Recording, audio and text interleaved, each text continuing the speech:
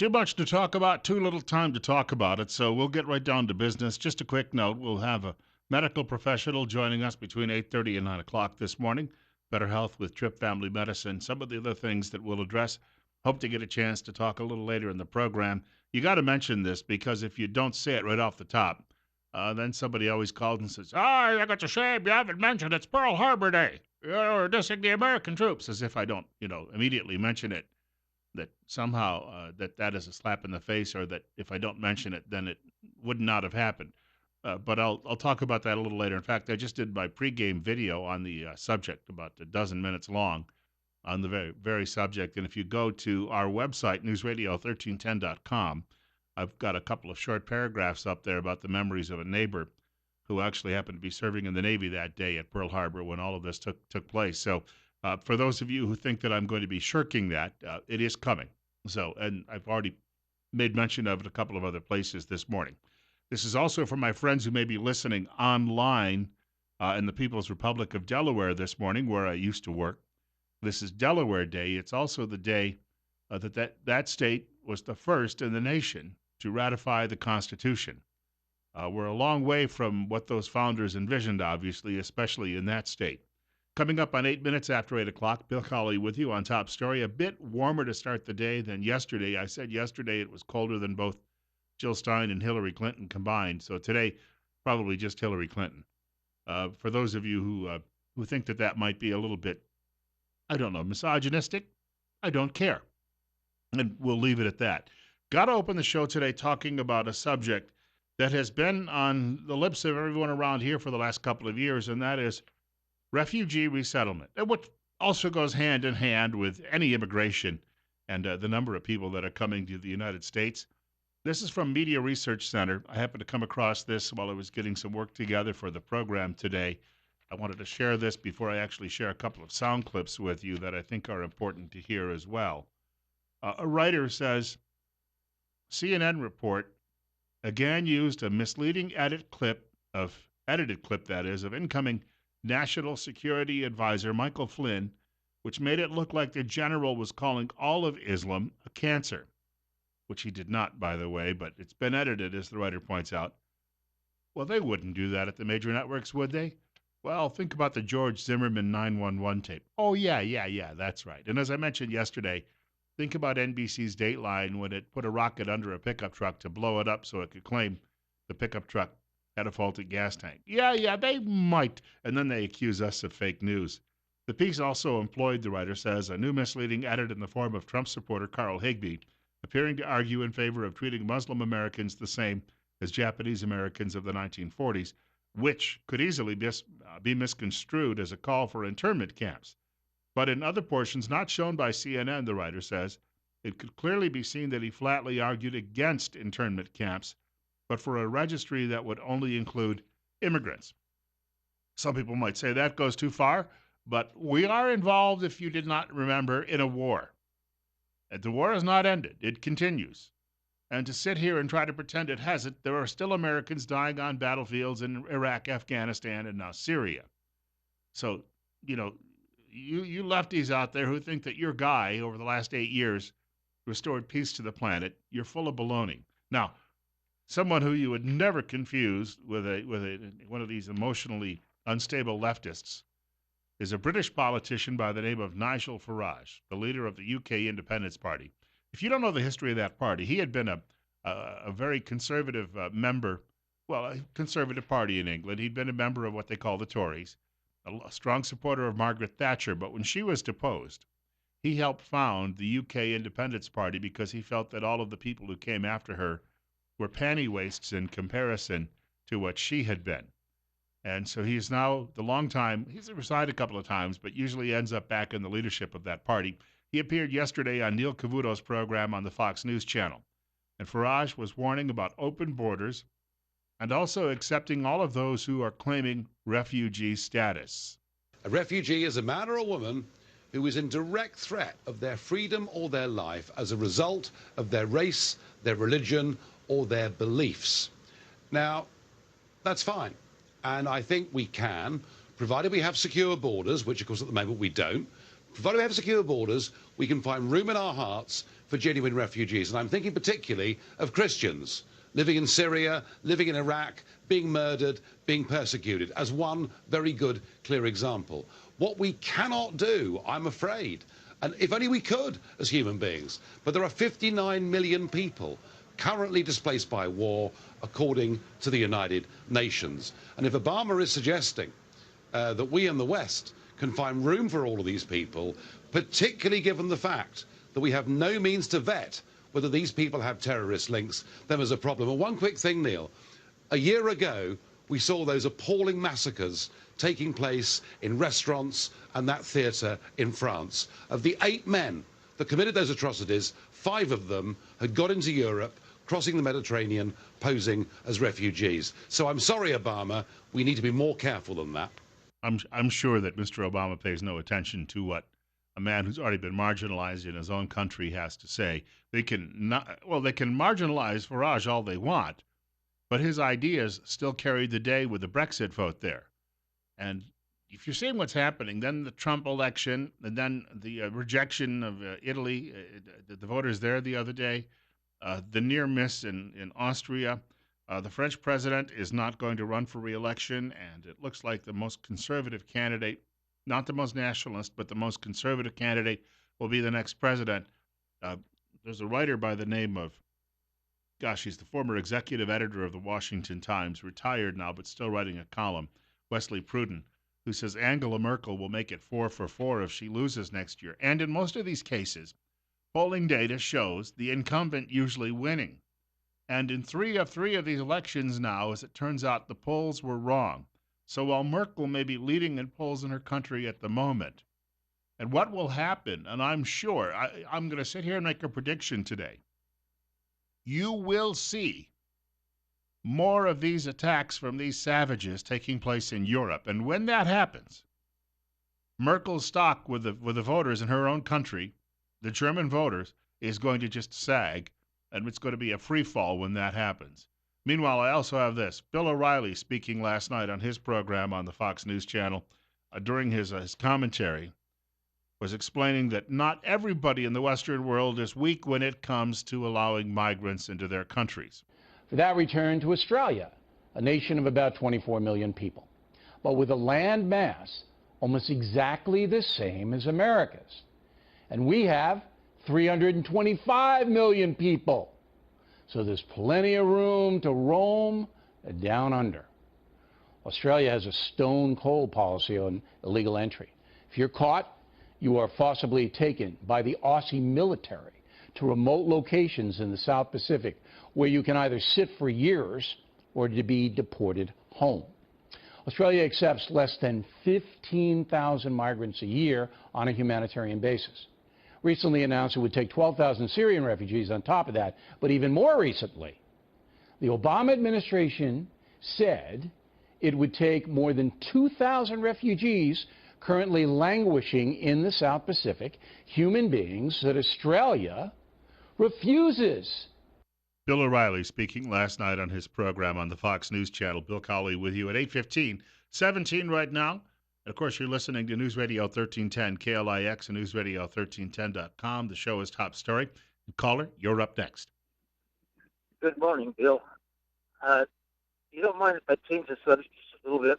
I'd prefer not to. I've got a whole list of things I've got to get to yet today, and I don't want to go off into the weeds at any point. Well, maybe this is part of the subject because you're talking about stuff that will be history, and I'm thinking that a lot of things that happened in history people forget. And I had a quiz this morning with a bunch of kids about history pertaining to Pearl Harbor, and none of them know it. And we're not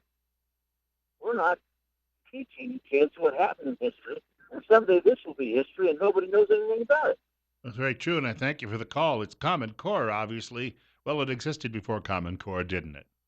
It's just the educational system. When you have no discipline in the schools, you have no way of getting people to learn. Now, there's some other aspects of that involved, too. Some of the people who are actually teaching, it's like some of the deacons you usually get at church when they get up to preach. And then they go off on this monotone for 20 minutes, and, you're waiting for everyone to start snoring. But you're right. we have a system right now, and we don't, because we don't have a lot of high standards. We just pass everybody along to get them out of the way. It's unfortunate. Want to get back to that Pearl Harbor story a little bit later in the program. Related, speaking of related stories to refugee resettlement, the Daily Signal: Homeland Security's green card follies are costing taxpayers and leaving America less safe.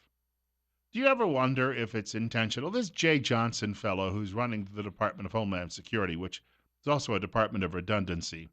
We already have a central intelligence agency, which is supposed to be the clearinghouse for all of these things. But Homeland Security, this guy Jay Johnson, who's running the operation, I mean, he's a political hack.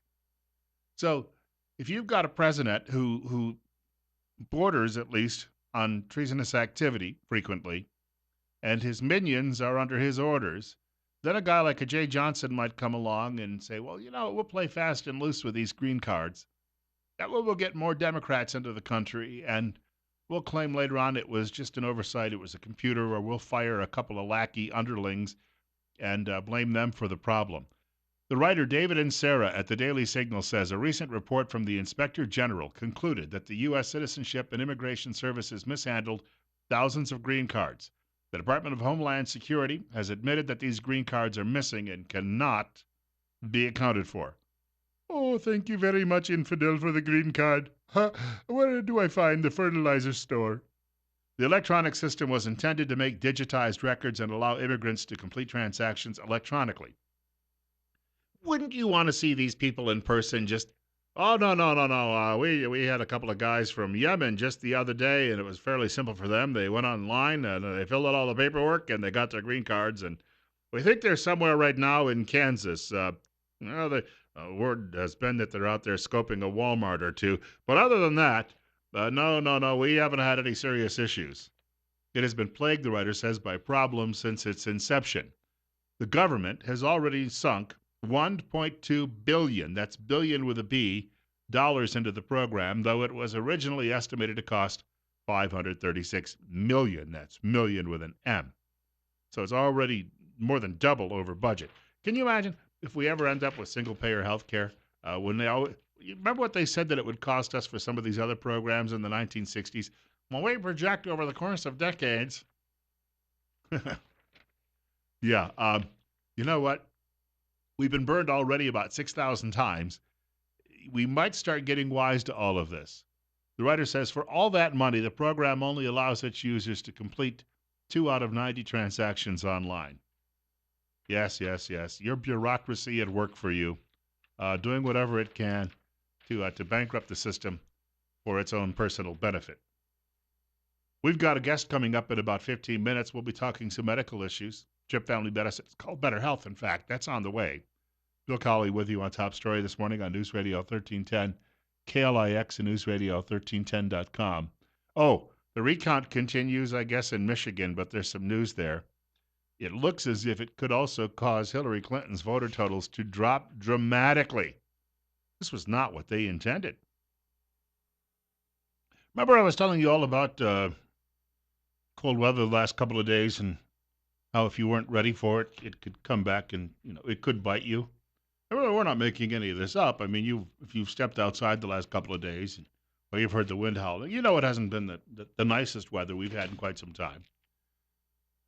But that's why we've been telling you for a very, very long time that if you have trouble heating your home, you need to call the professionals at Ramsey Heating and Electric in Burley.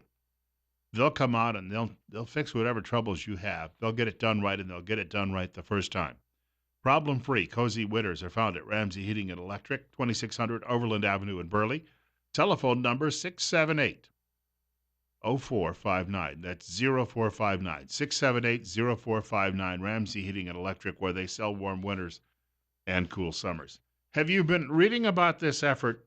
It looks like Jill Stein is just going to continue to pound away at the effort to have recounts in at least 3 states, although the former Democrat National Committee chair, and he's now former governor of Pennsylvania too, Ed Rendell, has already said that it's a fool's errand. In Detroit, Michigan, because Hillary lost Michigan by 11,000, 12,000 votes.